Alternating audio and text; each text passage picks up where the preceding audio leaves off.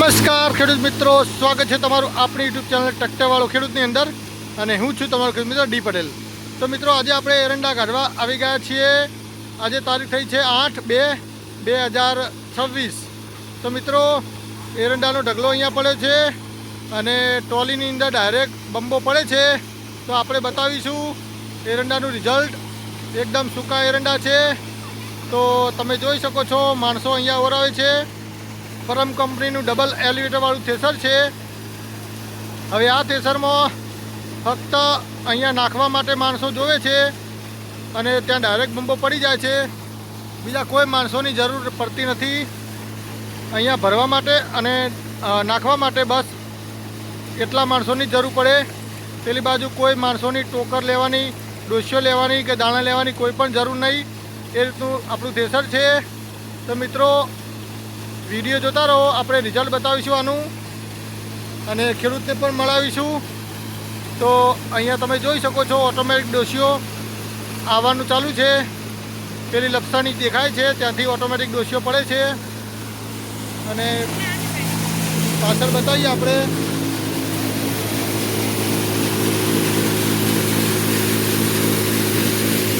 અહીંયાથી ઓટોમેટિક ડોસીઓ અહીંયા આવી જાય છે।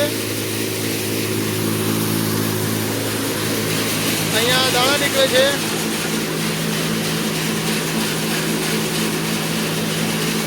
સૂકા એરંડા છે, બિલકુલ પણ દાણા ભાગતા નથી। તમે જોઈ શકો છો એક દાણો પણ ભાગેલો આવતો નથી। અને અહીંયા ટ્રોલીમાં બંબો પડે છે।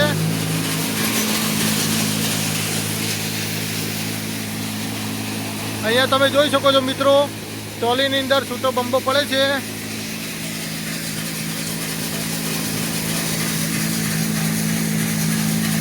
તમને દાણા બતાવીએ ટોકરમાં લઈને।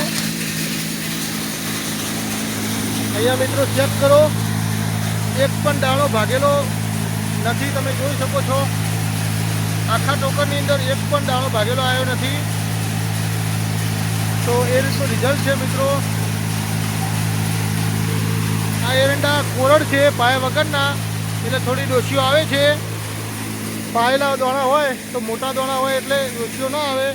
આ ખેતર તમે જોઈ શકો છો બિન પિયત છે। તો બિન પિયતની અંદર આપણે 6.75ની જાળી લગાવી છે પૂણા હાથની। તો પૂણા 7ની જાળીમાં પણ થોડી ડોસીઓ આવે છે।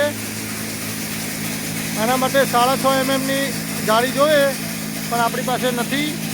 તો આજે આવું ખડું આવી ગયું હતું, કોરડ ખડું, જેમાં થોડી ડોસીઓ આવે છે પણ દાણા બિલકુલ પણ ભાગતા નથી। એકદમ સૂકા એરંડા છે। તમે જોઈ શકો છો છૂટો બંબો પડે છે। તો આ રીતનું આપણા થ્રેસરનું રિઝલ્ટ છે। પરમ કંપનીનું ડબલ એલિવેટરવાળું દિવેલા મોડલ। હવે આપણે ટ્રેક્ટરની વાત કરીએ તો ટ્રેક્ટર ઇન્ડો ફાર્મ 50 HPનું છે અને RPM આપણે 7 જેવા રાખેલા છે, 700 RPM। અને આ ખેડૂત છે અર્જનભાઈ, આપણું થ્રેસર કેવું લાગ્યું? થ્રેસર સારું હે ને? રિઝલ્ટ કેવું લાગ્યું?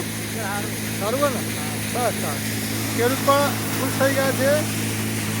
અને અહીંયા ફરીથી બતાવીએ આપણે, જે પણ મિત્રો એરંડાનું ડબલ એલિવેટરવાળું મોડલ ખરીદવા માગતા હોય અથવા જોવા માગતા હોય અથવા પૂછપરછ કરવા માગતા હોય એ પરમ કંપનીનો સંપર્ક સાધી દેવો મિત્રો। થ્રેસરનું રિઝલ્ટ સારું છે। ઘણા મિત્રોના ફોન આવે છે કે ભાઈ ડબલ એલઈડીવાળા દિવેલા મોડલનું રિઝલ્ટ કેવું છે? તો એમને કહેવા માગીશ કે ભાઈ ખડે રિઝલ્ટ બદલાય છે એરંડાનું થ્રેસરનું।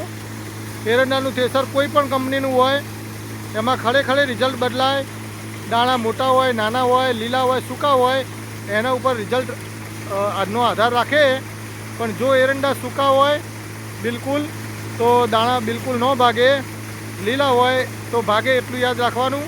લીલા એરંડા હોય તો કોઈ પણ કંપનીનું થ્રેસર હોય દાણા ભાગે છે અને સૂકા હોય તો એલિવેટરમાં પણ નથી ભાગતા અને થ્રેસરમાં પણ બિલકુલ નથી ભાગતા।